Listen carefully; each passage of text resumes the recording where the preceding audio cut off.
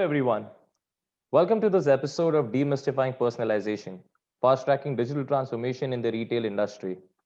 Today, we have with us Piyush Chowhan. Piyush serves as the Group Chief Information Officer at Lulu Group International. With over 2 decades of experience working with global consumer and retail companies, Piyush has an excellent track record of delivering results and creating value across organizations. His vision is creating innovation focused digital strategies to maximize today's opportunities and prepare organizations for future disruptions. Thank you for joining us today, Piyush. Thank you for having me. Piyush, I want to begin this interview by talking to you about what has happened over the past few months. The COVID-19 pandemic has obviously sent shockwaves through our world as we know it, changing just about every facet of how business is done. And I think one area or one sector immediately hit due to this lockdown was the retail industry.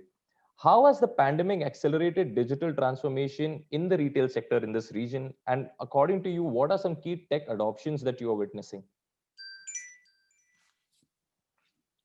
Sure. Quickly, obviously, the most easy answer is digital acceleration, which was already underway. It's nothing new that was born as part of COVID. But what has happened is, as part of COVID, this pace has accelerated, and that it has happened in multiple facets. Obviously, the most simple thing is digital commerce has picked up at a pace that people would not have imagined happen in 2020.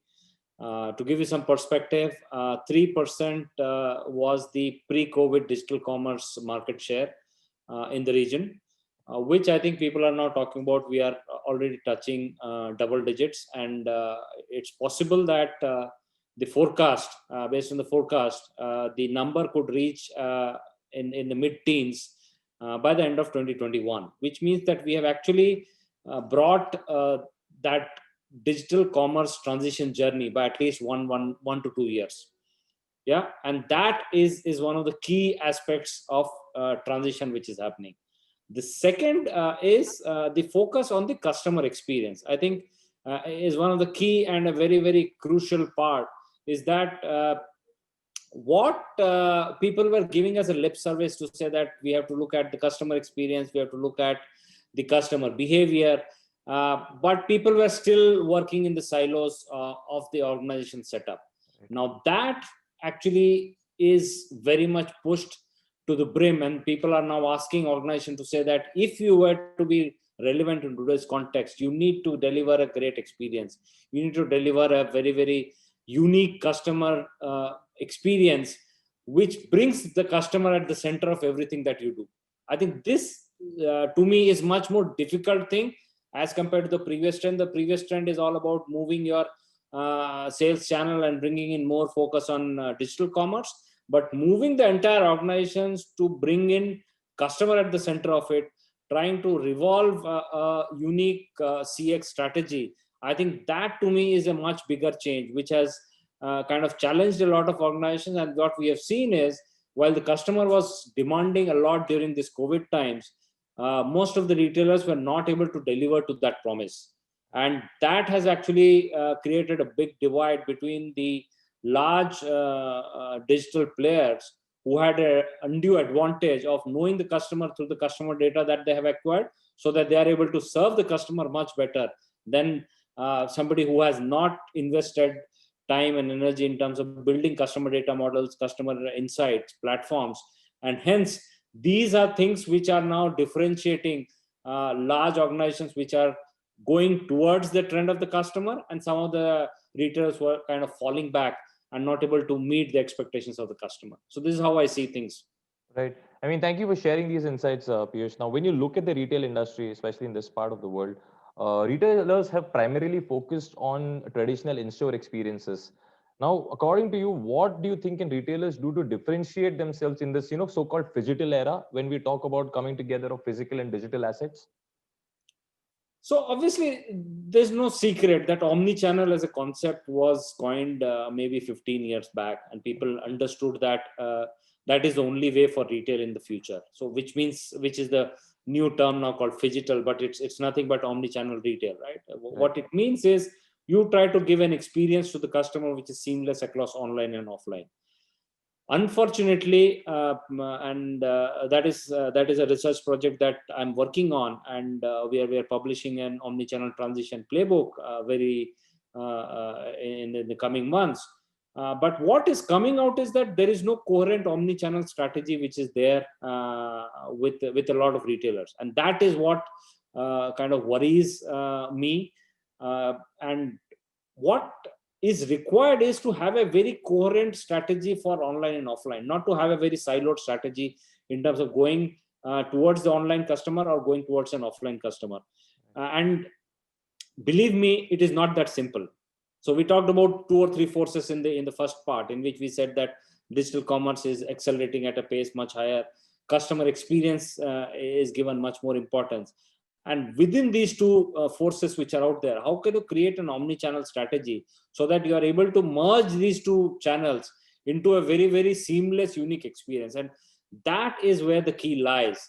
And retailers who are able to transition this and merge this into a single seamless experience are the ones which will be the winners in the future. Right. I know you said you have your playbook coming out, but is there a couple of tips you would want to share on how retailers can leverage this omni-channel personalization to their advantage? Yeah, so one of the things is a lot of retailers are still struggling with the use of data. A recent Harvard study, or maybe last year, a Harvard study was published, which said that organizations are using only 4% of the data. And that is the case across industries, and I'm sure that retail is no different. So one of the key kind of ingredients, as I call it, data is the new soil, which is what I've been talking about. And what you need to do is you need to build in these omni-channel processes on this data as a soil.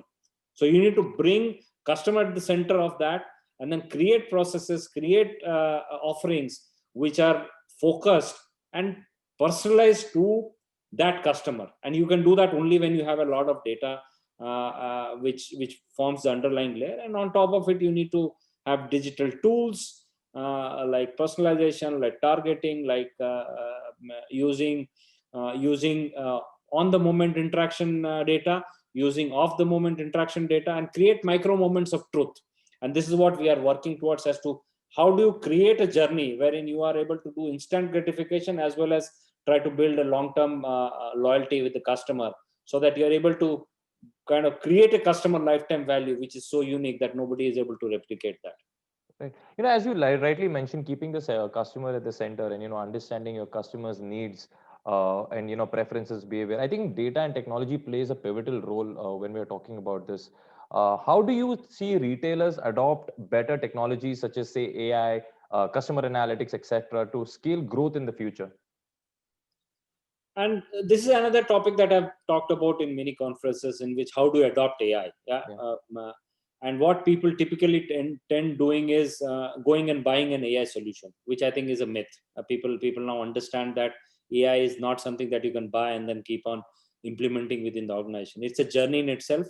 And that journey is kind of divided into three phases. The first is you need to understand what use cases are you trying to solve. And again, these use cases need to be in conjunction with what the customer wants, not what the organization wants. That is the first phase. Second, you need to identify what data points are needed, because collecting data, assimilating that data, and making sense out of that data is a journey in itself. So in the second step, once you have defined the use case, what are the data points which are out there? And on the third step is when you actually try to marry the models, let's say the machine learning model, the deep learning models, and marry that with the data to see what comes out of that. And this is at the step 3 is when you get the real power of AI, which you will be able to offer something which is differentiated and unique. So AI is a journey in itself. Everybody has to start that journey as soon as possible. If somebody has not done it, don't look at buying a solution, build it for yourself. Obviously the core AI, let's say the NLP engine, let's say the deep learning platform in terms of vision, in terms of language processing, in terms of image processing, all those things are kind of core services which can be bought, but not the use case itself. Use case has to be very unique to that organization. So build that use case and start that AI journey for the retailer. Right. Thanks for that, Piyush. I think my final question to you is, when we speak about creating omni-channel experiences, or say enhancing brand experiences, there's an intertwining of marketing and technology, which is inevitable. And my question to you is what every marketer is asking in 2020 is how can CIOs and CMOs collaborate effectively, for improved business outcomes? And I think that's a very important and interesting question. And I will give you an answer in two parts. If you go and ask any organization who owns the data of the organization in the company, and you will find a very blank face. Yeah. Who owns the customer in the company? Second question, and again you will get a very blank face. While CMOs may claim that they are the owners of customer interaction and things like that, I feel that uh, that is where the problem lies. So what is needed is, instead of looking at CMOs owning the customer, IT owning, or CIOs owning data, you need to create an organization which is customer centric, so that everybody looks at the customer, everybody looks at the data, and then you are able to create experiences which are so unique that you are able to differentiate yourself in the market. So there is no reason to believe that why the customer is getting a very siloed experience is because of the silos which are there in the organization. The CMO looks at the customer in a very different way, and let's say a data which is predominantly owned by technology looks at the customer in a very different way. What is needed is a unifying force, which is either a CEO or the board, to basically create experiences which are all encompassing across the various functions within the organization, so that you are able to understand and give a better experience to the customer. Right. Any closing notes for us, Piyush? No, I think it's a very interesting time. I would say that omni-channel transition, as I see, will be accelerated in the coming years. What would have been possible by 25-23, I'm predicting that it would be possible by 22-23, which means that we have shortened the whole cycle by 2 to 3 years. And it is important that people look at it more holistically and do whatever is needed for the customer.